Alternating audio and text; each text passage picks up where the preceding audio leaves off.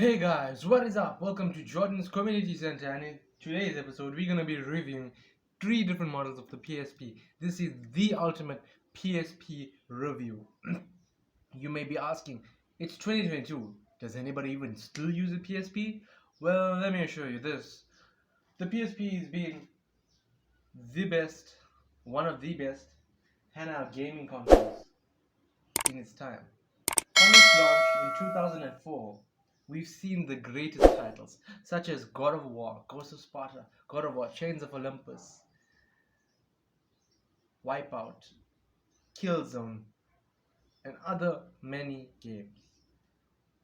So today we're going to be looking at from its launch in 2004 with a long lifespan reaching up to 2014, with the introductory price being at $250 in the US and it being discontinued in January of 2014.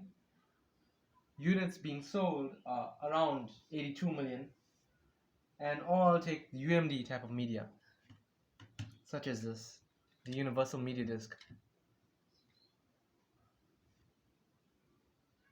except the Psp Go. This uses digital distribution via the PSN. It has a CPU of 200 to 33 megahertz, with memory being in the PSP 1000, which I do not have here, and the 2000, sorry, being 32 megabytes in the 1000, 64 megabytes in 2000, 3000 Go, and E1000. So this should be the evolutional chronological order of it. Correct there. PSP 3000, PSP Go, PSP E1000.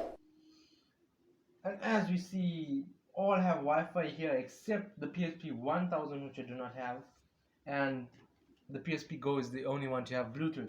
So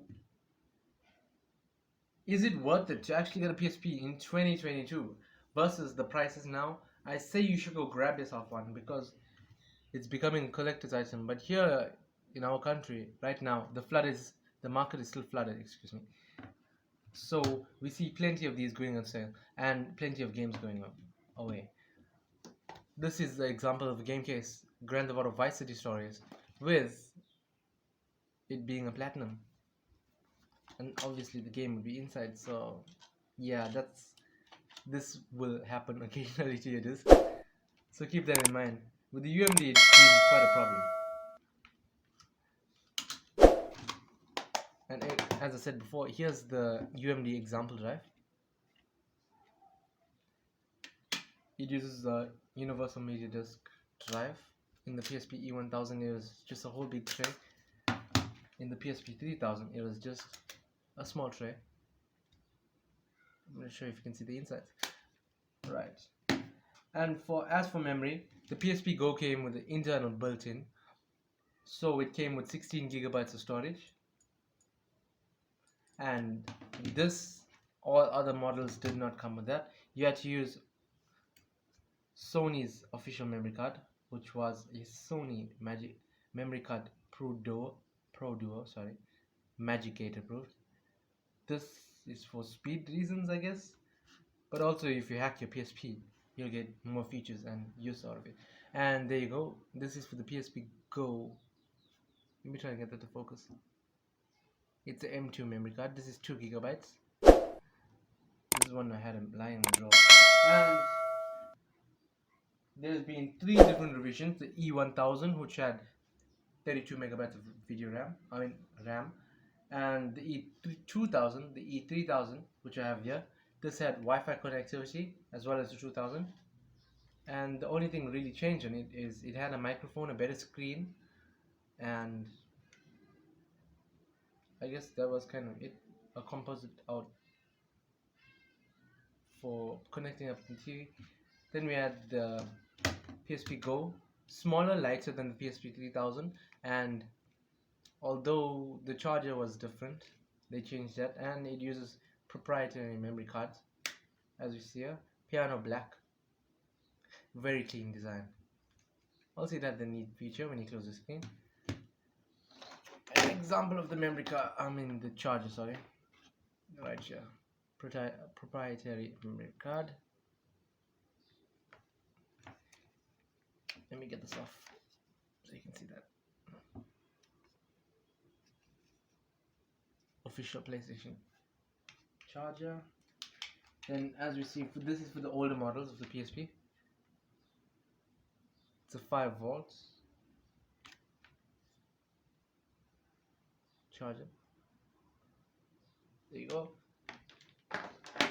And that was it. And I have one more accessory to show you before I go, and this is a really quick review because I don't want to take up a lot of time, because we all know about the PSP and its lifespan. This is a case by Logitech, as you see there. This is for the PSP E1000. This is what I personally have, but the PSP came with so much more accessories, such as a camera, a radio antenna, and stuff like that. There were so many good games on the PSP, and I have some here. Let me get some for you.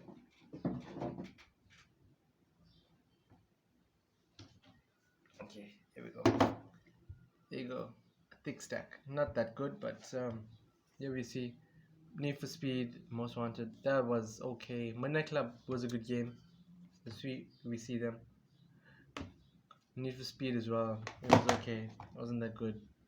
FIFA is just the same game but revamped every year. Pixel Up, very hard. Good game though. It was a 2D shooter. Killzone. Liberation, yeah. This had a stick on it. And God of War Ghost of Sparta was still one of my upstanding favorite games of all time on the PSP. Excuse me. And the graphics were amazing on this. If I had an example, I would show you, but I think it's time to go and say goodbye. So I hope you really enjoyed this video, and it was quite entertaining. Sorry for taking, I guess, so little of your time. If you wanna watch more videos, check out my channel. Hit the thumbs up, subscribe, don't forget to hit that bell icon. Leave a comment down below of what you want me to review and check up next. I will do on stuff that I have already because it cost factor that's involved. I will be opening up a Patreon soon, so stay tuned and see you next time.